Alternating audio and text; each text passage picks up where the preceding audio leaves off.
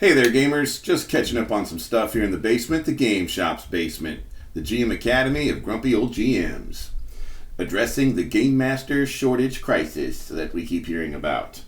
My helping you have the tools and things that you need to bring out your inner greatest GM. So today we are catching up on, and we will get back to our series on different styles of play, I promise. People have been asking about that. But I don't want to get locked too far behind on other things. So about a month ago, we actually kind of started an unofficial book club here by fan demand. There were some folks that were asking about, as new GMs, if there were any books that I thought would help. And so I'm making a playlist. So there was one we did so far, or a series that, so many things in fantasy turn out to be series. But we did the Guardians of the Flame series as our first one. I'll put that in a playlist with this one and the ones we do in the future. The one here is also a series. This is Farhrd and the Grey Mouser. Now, Farhrd and the Grey Mouser turns out to be older than I thought it was. I found Farhrd and the Grey Mouser in the 80s when I was a teenager. Read them in the 80s when I was a teenager. And but apparently, doing a little bit of research for this video, I found out they go... I knew that they weren't from the 80s. I knew they were a little bit older than me. I didn't know how much older than me. So apparently, they were first published in 1939. Which just makes them 1 year younger than Superman, because Superman was first published in 1938. But Farhrd the Grey Mouser, the whole concept basically, the author was Fritz Lieber. He died in 1992. He was born in 1910. And Fritz Lieber's concept for Farhrd the Grey Mouser was he wanted to make some swords and sorcery fantasy heroes, but he wanted to make them more human and relatable than some of the ones of the time. Notably, he mentioned Conan the Barbarian or Edgar Rice Burroughs' Tarzan. He wanted to make some characters that were not, always so perfect. I guess today, maybe we'd call them Mary Sue's, maybe? I don't know. But apparently he thought that he wanted to make Farhrd and the Grey Mouser a little bit more down to earth. And he loosely modeled them after himself and his friend Harry Otto Fisher. So they were created in 1934 in letters that were exchanged between Lieber and Fisher. Then they were first published in 1939. There is one novel that Farhrd and the Grey Mouser were in from 1968, The Swords of Lankhmar. The rest of their publication is short stories. And the short stories have been compiled into books since then and stuff like that. And one thing that I didn't realize until I did a little research for this video is that they actually appeared in DC Comics, in Wonder Woman comics of all things. In 1972, Farhrd and the Grey Mouser actually, ran around with the 70s Wonder Woman. And it was popular enough that for a short time, Farhrd and the Grey Mouser actually had their own DC Comics series. Apparently, like Marvel Comics made some homage characters to them. They're not Farhrd the Grey Mouser, they're like Farhrd the Grey Mouser knockoffs.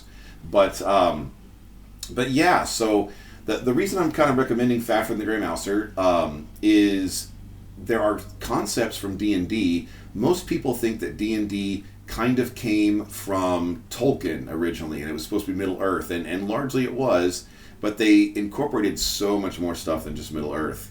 A lot of the original concepts actually came from Farhrd and the Grey Mouser books. For example, the way thieves' guilds work.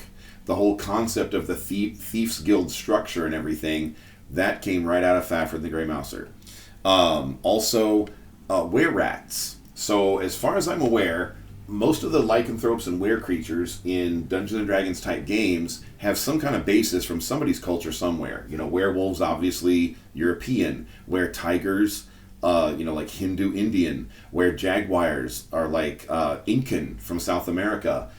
Most of the shape-changing were-creatures in D&D type games have some kind of basis in somebody's culture somewhere from a real-life Earth. Were-rats, as far as I know, they came from Farhrd and the Grey Mouser. Were-rats were a recurring thing. The city of Lankhmar was kind of, infested with them, and it was a deal. The Grey Mouser actually had one as a lover for a little while, female were-rat. But as far as I know, were-rats, if I'm wrong, if you find some cultural reference from real life culture, then get me in the comments below, but I think they came from Farhrd the Grey Mouser books. So they're just fun, and they're short stories, except for the one novel, and the novel's not very long.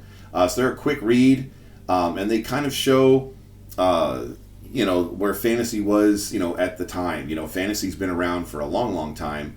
A lot of times, we tend to think stuff is coming out just now, and we're the first generation to have it. I remember when my oldest child was about 10 years old, and she was trying to tell me all about this new stuff, like Spider-Man and Scooby-Doo, and I had to kind of tell her that Spider-Man and Scooby-Doo are both older than Daddy is.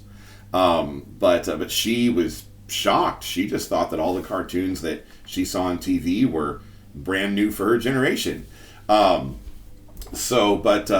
been around for a while.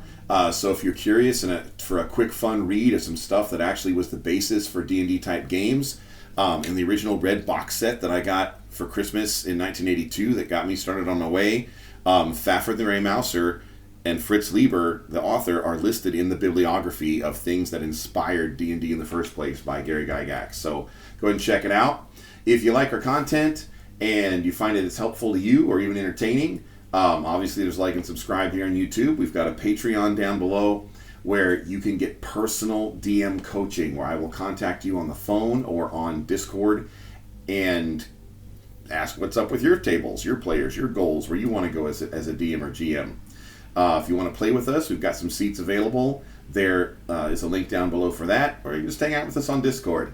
In the meantime, I'll see you around the gaming table.